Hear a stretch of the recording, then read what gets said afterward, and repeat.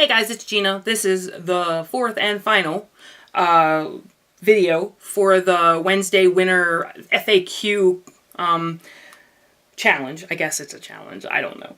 But we only have 2 questions left, so this one's going to be short or not. Question 33 was, how do you pick the layers for a layout? How do you pick the layers for a layout?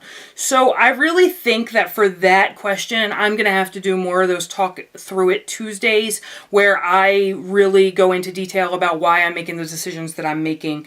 How do I pick the layers? It comes down to picking... It comes down to 2 things when you're thinking about how to layer on a layout. I think I've been thinking about this question for a long time. It was one of those doozy questions that I wasn't sure how to answer. But I think how do you pick the layers comes down to 2 things. 1 is shape and 2 is texture. So when you're talking about shape, you don't want to have all squares. You don't want to have all triangles. You don't want to have all circles. Although I've seen a lot of very cool layouts lately that are all circles. But when you're talking about layering, you want to make sure you have horizontal elements. Those are the ones that go this way. You want to make sure you have vertical elements, and you want to make sure that you have a combination of shapes. So you want to soften 90-degree angles with circles and things like that, or you know, embellishments that are not square, kind of like this stamp here.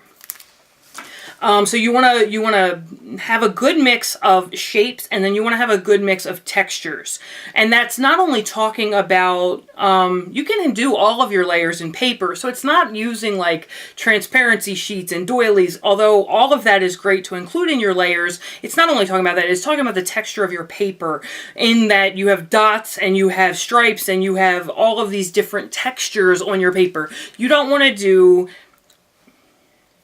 I'm going to back up, because you can do whatever you want. There are no rules in scrapbooking, but what I do for my layers and what looks good to me is to like not have all polka dots, or not have all stripes, or not have all, you know, abstract shapes or florals or something like that. You want to mix that texture up and mix the scale of your papers up. Smaller, larger scale elements, things like that.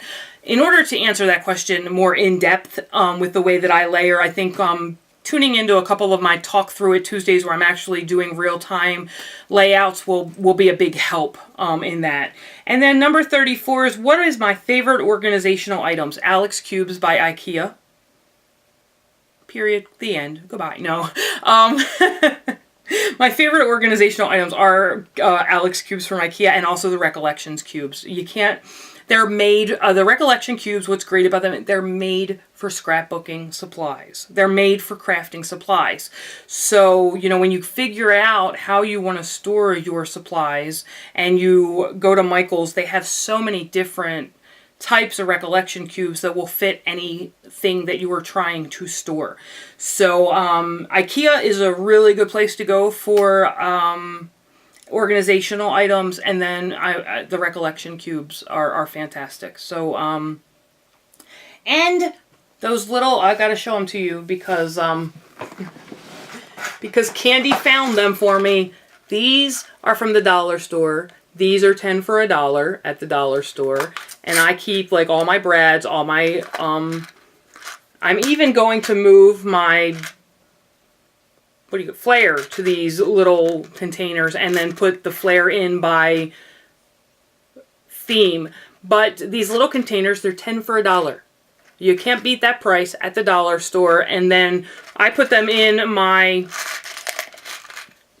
Recollection drawers like this. And then I can see on the top what they are and then just pull out what I want. So these are brads that are tags, and they'll go back in the shaped brad drawer. But those, you know, it's funny, if I was going to go with what my favorite organizational item is, it's those little plastic containers from the dollar store.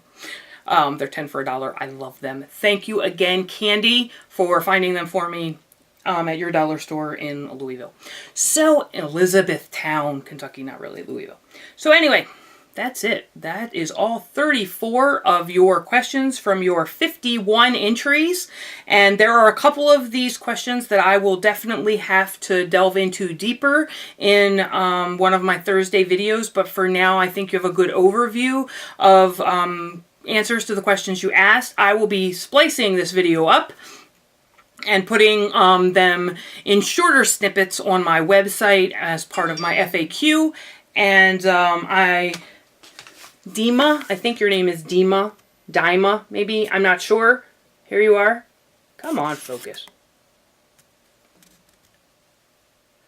I can tell you, you know, everybody asked what camera I use. I can tell you for a fact that the problem with the camera is always the user and never the camera. So there's the winner of the stamps. I will be contacting you for your address, and I will get these stamps out to you, and then I will have a video up in a little bit announcing my 1,500 subscriber challenge, because I finally figured out what I want to do for that, and the next Wednesday winner contest. So I hope you guys are having a great day. I hope you enjoyed this question and answer session, and I hope to see you again real soon. You guys take care.